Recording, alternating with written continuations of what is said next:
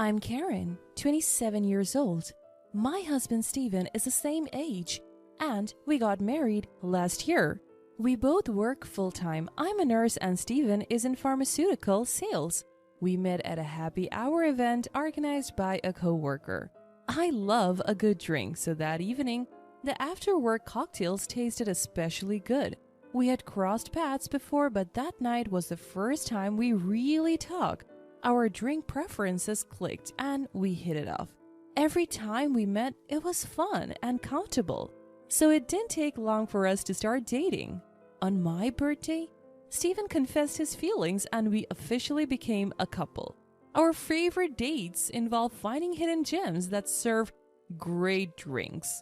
I love wine while Steven is into sake. Our differing tastes actually make it fun as we get to teach each other new things. As our relationship progressed, I started thinking about marriage.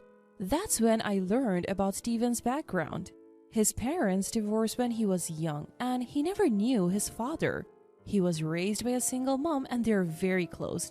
Steven has never moved out of his family home. Is that a flaw or does it show how much he values family?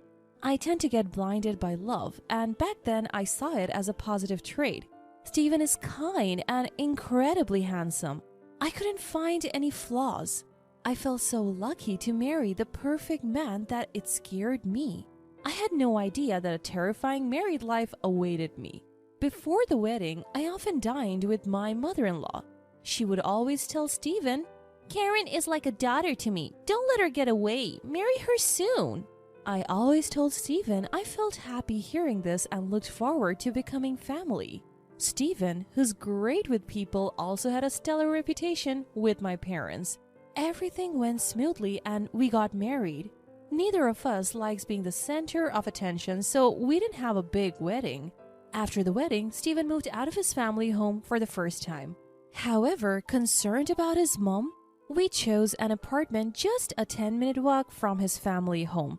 In hindsight, that was a mistake, but it's too little, too late now. My mother-in-law, who used to treat me like a daughter, changed after the wedding. She started treating me like a mortal enemy and began visiting daily. I gently told Steven, "I appreciate that your mom visits every day, but it's hard for me to relax. Could you ask her to come less often on work days?" Steven responded, "Why? We're family now. Mom gets lonely. She loves to talk and hates being alone. I wish you would be more understanding. This is my home too, and I can't tell her something I don't believe. If you have something to say it yourself. I won't." Steven doesn't accept my opinion. I was surprised by his unexpected response. From that day on, Steven would get moody whenever I mentioned anything about his mother. I started to hold back to avoid arguments. My mother-in-law took advantage of this. Before I knew it, Steven had given her a spare key. One day, I came home to find mother-in-law cooking in our kitchen without asking. I was shocked to find her in my space, so my tone got a bit sharp. "What are you doing, mother-in-law? You can't just come in here without asking." Mother-in-law shot back, "What's going on with your fridge? It's practically empty. I have never seen such a lifeless fridge. Do you even cook? Don't tell me you're always buying deli items." I couldn't hold back anymore. "I shop for fresh ingredients daily. I've heard your fridge is always packed like a traffic jam. It's impressive you can manage that. I just bought ingredients today. Sure, we have deli days, but I also cook to save money. And by the way, deli food these days is pretty good. Don't you ever try it?" Mother-in-law wasn't backing down. "Oh, listen to you. I would rather not have Steven eat food when we don't even know who made it. This is what happens when he marries an incompetent wife. I should have taught him to be more discerning about women." Sparks were flying between us. Once I started airing my grievances, I couldn't stop. "Do you see the shopping bag, mother-in-law? There's not a single deli item in it. I'm busy, so could you please not get in my way? You're not even a guest anymore since you let yourself in." Mother-in-law stormed out, her face red. "I'll tell Steven about this." I had more to say, but she left. I knew I was in the right, although it made me uncomfortable. I wasn't wrong. I shook off the bad vibes and started cooking pot roast. Then Steven came home, his face a splitting image of his angry mom. "What did you say to Mom?" She called me crying. How could you be so cruel when she was just trying to help because you're busy? I was baffled. First off, breaking into someone's home isn't a surprise. And if it is, then burglars should be forgiven if they call it a surprise, right? This happened because you gave her a spare key. She could have come when one of us was home. It's not only unnecessary but also intrusive. What about my privacy? I have no intention of apologizing. Stephen looked shocked and one word. Please, can you two just get along? He retreated to his room without eating dinner. I hoped this fight would make him more considerate. For the next 2 days, we barely spoke. I couldn't stand the tension, so I brought it up. What do you want to do going forward? I don't want a relationship where we don't communicate. Let's talk. Stephen finally said, Mom's remorseful. She was crying yesterday. Worried you would never forgive her. The root cause was me giving her the spare key. I'm sorry, Karen. I didn't care about mother-in-law. As long as Stephen understood, that was enough. My weakness showed and I forgave him. Even though I know in the back of my mind, my fault is that I forgive it. Stephen immediately called mother-in-law. She came running, happy to be summoned. I had a bad feeling, but I was tired of fighting. If she would change her ways, fine. As soon as mother-in-law saw my face, it was as if a switch had been turned on. Oh, I'm so relieved. I thought Karen would never speak to me again. I know I overstepped and I promised never to do it again. Mother-in-law started talking in a voice as sweet as if she were talking to a cat. For some reason, I just have a bad feeling about it. She then pulled out a mysterious bag from her purse. I met an old friend from college yesterday. She's unbelievably youthful and beautiful. She gave me some Chinese tea. That's her beauty secret. I thought I'd share some with you, not that you need it. I had a bad feeling, but felt awkward refusing. Stephen whispered, just have 1 cup of tea with her. I'll make sure she leaves as soon as possible. So, wanting her gone, I agreed to drink the tea. I have always enjoyed Chinese tea and it's popular at my workplace too. Mother-in-law quickly poured hot water into the tea pack. This tea is supposed to be good for your skin and boost female hormones. You guys are thinking about having kids soon, right? If you like it, I'll tell my friend to get some for you, she said, placing the cup in front of me. The aroma was a bit unusual, but I took a sip anyway. It tasted strange, but I downed it, thinking it was just a new flavor. However, my bad feeling came true. I woke up in the middle of the night with stomach pain, feeling half faint. By the time I felt better, it was already morning. There was no doubt about it. The only thing I had consumed that Stephen hadn't was the suspicious Chinese tea. I told Stephen about it, but he didn't take me seriously. Karen, that's a terrible accusation. Mom brought that tea to make amends. You're making it sound like she poisoned you. Don't you feel ashamed? It's probably just an upset stomach. Mom would never do something like that. Stephen wouldn't believe that I was being malicious, but without evidence, I couldn't press the issue. Still, I've been wary of anything from mother-in-law since then. Just before Stephen's birthday, mother-in-law called. Karen, I'm cooking for Stephen's birthday. You can come or not, it's up to you. You're busy, right? Maybe you should take some time to refresh yourself. She was planning to celebrate Stephen's birthday without me. I've been scared to eat anything from her since that day. And homemade food was out of the question. But I was planning to spend Stephen's birthday together, so I felt upset. I thought we would spend his birthday together since we are newlyweds. I assume you have celebrated with him every year until now, so from now on, it's my turn. Before I could finish, she cut me off. Anyway, I want Stephen to come home. You don't have to come, Karen. We can celebrate your birthday next month, okay? I decided to leave the decision to Stephen. That night, he said, Did you hear? You're free to do whatever you want that day. He chose mother-in-law over me without hesitation, and I was getting fed up. On Stephen's birthday, he was in high spirits and it made me feel sick. My feelings for him started to wane. He seemed to enjoy celebrating with just his mom becoming more of a mama's boy, and they started dining out together more frequently. I'm busy with work and can't focus on that all the time. A month flew by and it was my birthday. We usually celebrated at our favorite restaurant. I assumed this year would be the same, but Stephen surprised me. Mom wants to celebrate your birthday with us. She would be happiest if you two got along. I was so shocked, I froze. Stephen, still in high spirits, didn't notice. I said, I wanted to celebrate just with you, Steven. We weren't together on your birthday, so let's spend mine together.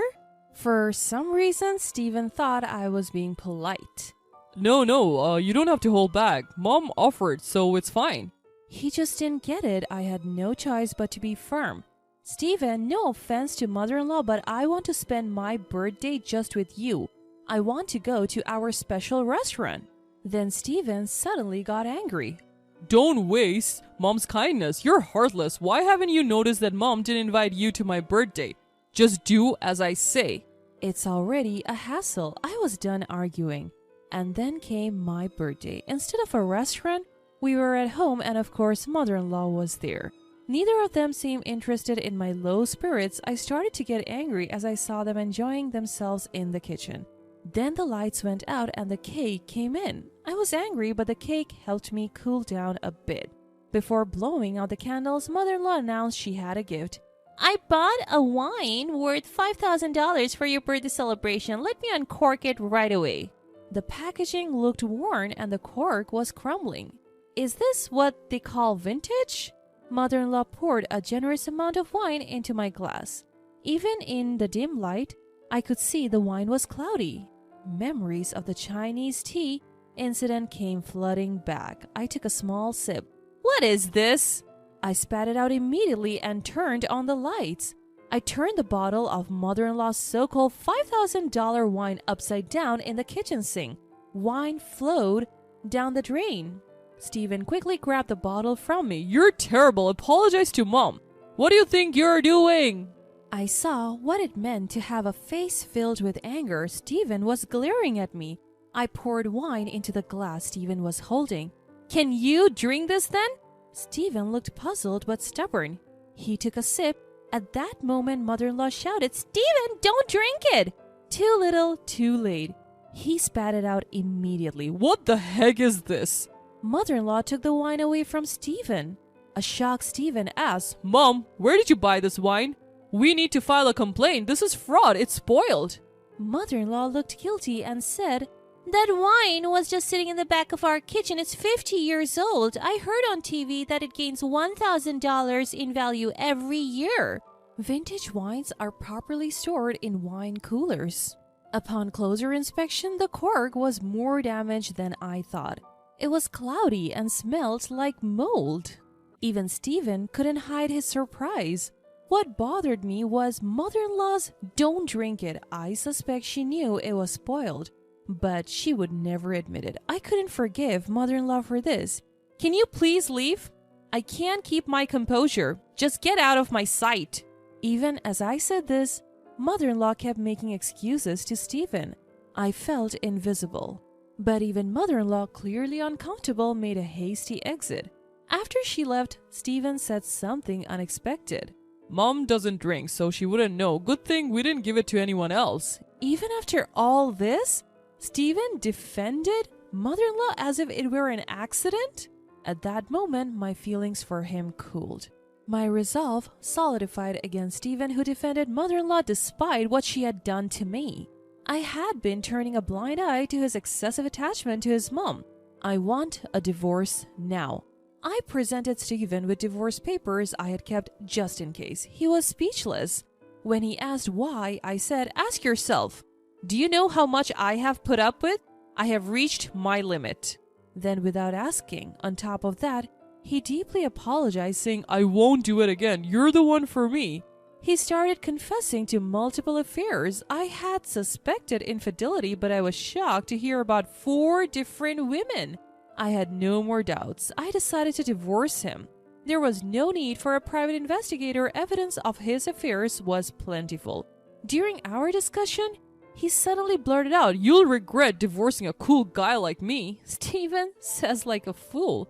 I was disgusted at my own foolishness for ever loving such a man. Multiple affairs and being a mama's boy were more than enough reasons for divorce. To avoid complications, I decided to hire a lawyer, even if it would be expensive. Steven initially resisted the divorce, but eventually gave in, perhaps realizing the extent of his mistakes. He went back to his beloved mom. Later, it was revealed that his affair was with a co-worker and he was demoted as a result. Unable to be away from his mother, Steven quit his job. He's apparently job hunting, but rumors spread fast. He can't find a job in the same field because his workplace affair became public. Still, unable to separate from his mother, he ended up working part-time. Given his arrogant and unreliable nature, it's unlikely he will keep the job for long. I need him to work steadily to pay me alimony. For now, the payments are coming in without issue, so let's call it good. I later found out that mother-in-law, who had acted so high and mighty, was a hoarder. Steven's family home was literally a trash place. No wonder they never wanted me over. Eventually, the stench became a nuisance to the neighbors and the police had to intervene.